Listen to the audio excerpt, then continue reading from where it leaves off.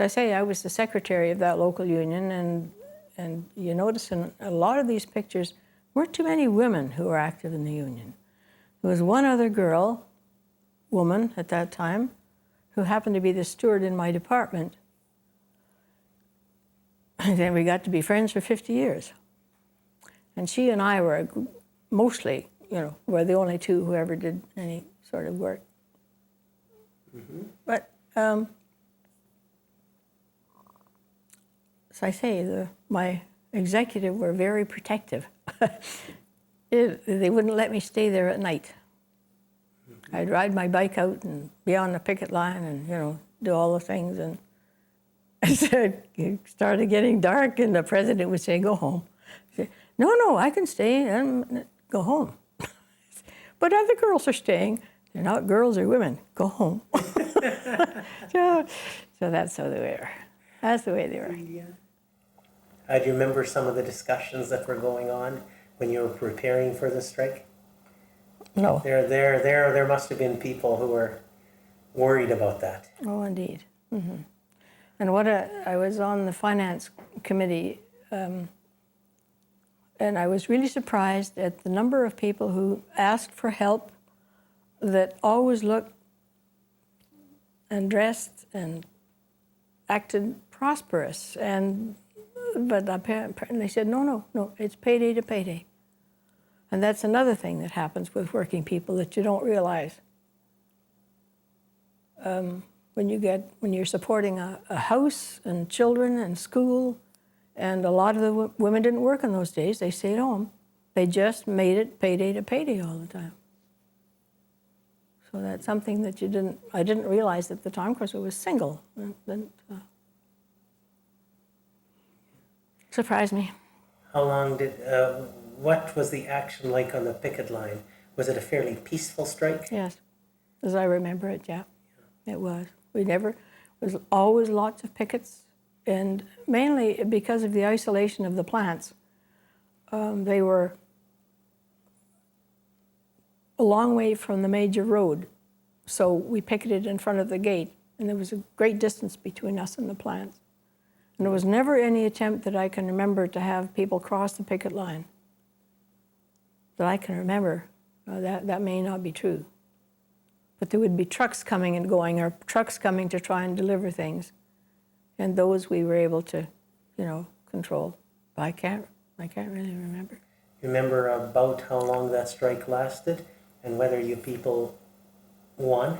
Mm-hmm. Yes, we did. Yeah, okay, talk about how long it lasted. I really don't remember. Did it seem like quite a long period of time? Yeah. Okay. And at the end you won. What did that mean to win that strike? That we could bargain nationally instead of each plant by itself, because we always tried to get the same benefits for each contract, for each chain. Mm-hmm. But this way, we could set a standard minimum wage, and standard working conditions in all the plants. So each chain bargained separately. I was always with the Burns Committee, because their head office was in Calgary. I'm getting ahead of myself here. Okay, no, that's fine. You can correct yourself. Yeah. After the strike in 1947, the office in Winnipeg, that was operated by the joint board of the Packinghouse locals in that area, needed a secretary. The other one decided to move over to. She used to do everything, so she decided to move over to steel. And I moved in and worked for the Packinghouse workers. Okay. And a month after I worked there, I called the joint board together and said, "I think I'll have to quit." "Why? You just got started." I said, No. It's useful to have one boss, and I can't have 16 people coming in and asking me to do stuff. So you can decide which man you want to tell me what to do in that office, and then I'll agree to that. So they said, "Okay, you pick one." So of course I picked my local president. And afterwards I was so amazed. And furthermore, I'd like a raise. Okay. So afterwards I was walking down the hall with one of them, and I said, "Gee, that went easily." And he said, "Listen, kid, if we haven't taught you anything about this union, we're failed. We've failed. That's funny. So what was OPEIU able to do for those women in that office? Got a first contract. That's right. Yes. And I think for the same reason that everybody needs a union in the first place, because they had to have a process to, because they didn't have any protection at all. That's the other thing. They needed the protection. They also needed a way to go to get their views across. Mm-hmm. If they had a complaint in the office, you know, they went to one of the officers of the union who had worked in another office. Right. And so could be objective. So you're now a member of OPEIU? Yes. Okay.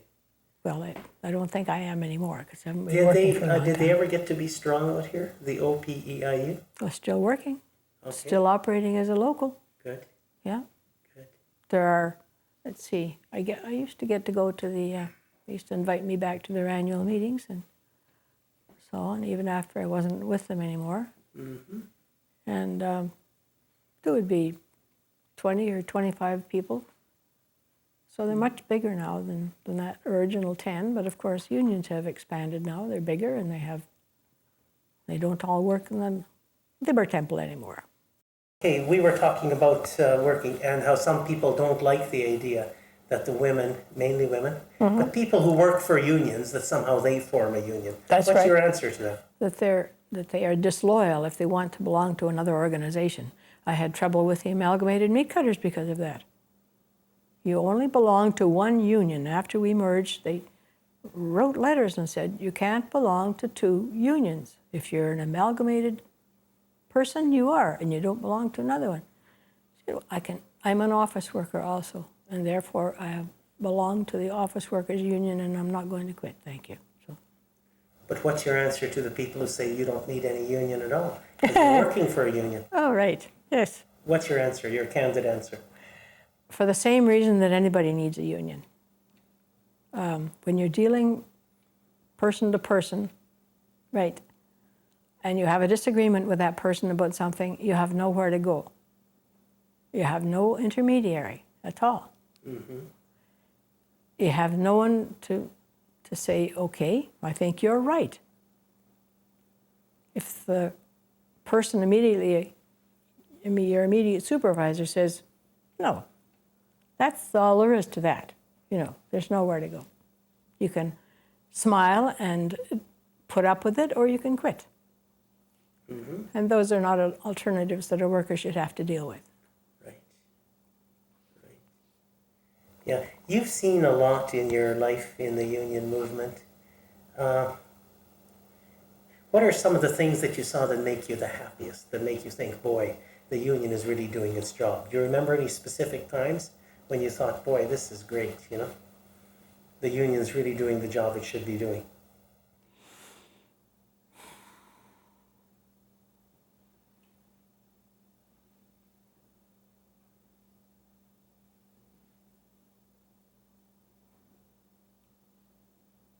I remember the elation that we felt when we finally had that meeting in Winnipeg, at which we achieved national bargaining. It's one of the things that they've been working for a long time. It saved not only time and effort, but it saved the union a lot of money. And that's something that you have to consider. You know, you're not spending your own money, you're spending other people's money. Right? And this way, it could all happen at the same time. Grievances which the company never heard of otherwise, because in some cases it's a principle that happens, or some conditions that aren't necessarily suitable for a grievance. Mm-hmm. You know, a general thing. It applies to everybody across the board. And so you can say that to the company. This is how that clause doesn't work. It applies not only to this local union, but you're talking to the top management also. Mm-hmm. The people who eventually authorize the money, the agreement itself. also, it's the same way with locals, right? If you have local people dealing with local management, again, it's the same problem. Right. You either go out and pound the pavement, or you convince the man, which is sometimes very difficult to do, right, that you're right.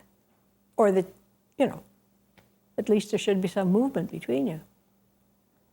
And so when you're dealing nationally, that's one of the things you can avoid. Because and you have an overall committee, you have people from all over the country who are all saying the same thing. It's not just a local problem, right? It's the agreement that has to be changed.